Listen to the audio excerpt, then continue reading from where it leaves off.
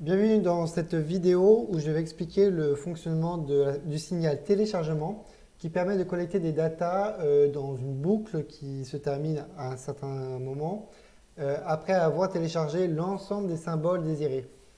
Alors on va voir ici donc, un graphe que j'ai chargé.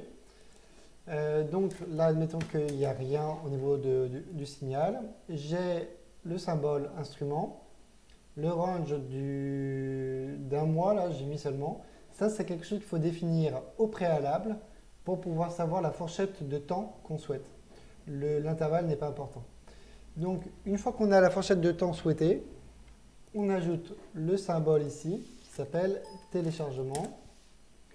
Et quand je vais le lancer, eh bien, il va lire le code, évidemment, ici. Et dedans, on a eh bien, le détail qu'on va voir ensemble.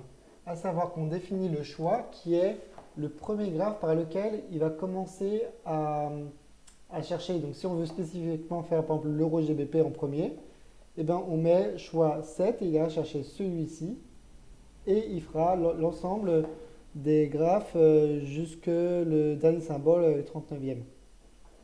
Donc on a le choix.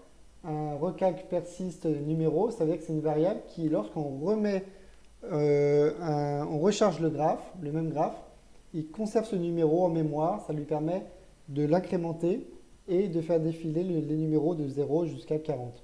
On l'incrémente à la fin du code. On a ensuite le symbole qui s'appelle avec un petit tiret parce que sinon ça fait un code, ça veut dire un mot clé, donc il faut mettre, donc je l'ai mis comme ça. Et après j'ai dit on ne sait, donc il ne lit qu'une seule fois, bah, si on est au last bar on chart et qu'on est au numéro inférieur à 40, alors eh bien, il va chercher le numéro dont il se souvient et il va lire le symbole égal, par exemple l'euro des caca ici, et il va envoyer un command line, donc c'est ici le fonctionnement de la liste des commandes, un command line qui a le nom et le symbole donc en ASCII et en BID. Et on renvoie un recalculate. Recalculate qui relie donc le résultat. Alors là, je vais le lancer.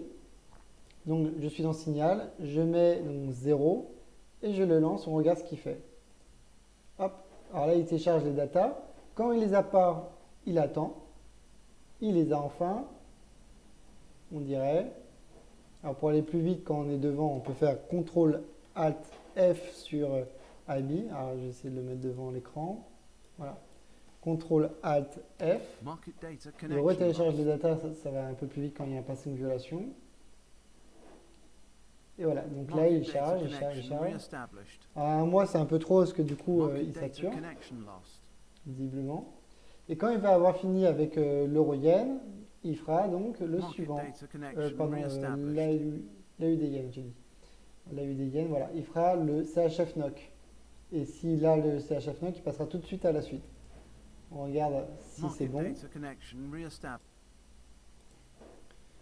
Donc ça y est, il a fini le téléchargement de l'AUD-yen.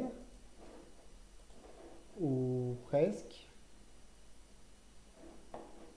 Voilà, donc il passe automatiquement à CHF NOC comme prévu. Si je laisse, ça va aller vite, sinon eh bien, il va mouiner. Et là, on peut mettre donc préalablement à tout cela, je le rappelle, un range beaucoup plus élevé et le laisser tourner sur IB Gateway et comme ça, il prendra son temps, mais il le fera. Voilà, je mets le code en lien dans la vidéo et j'espère que ce sera utile. Merci.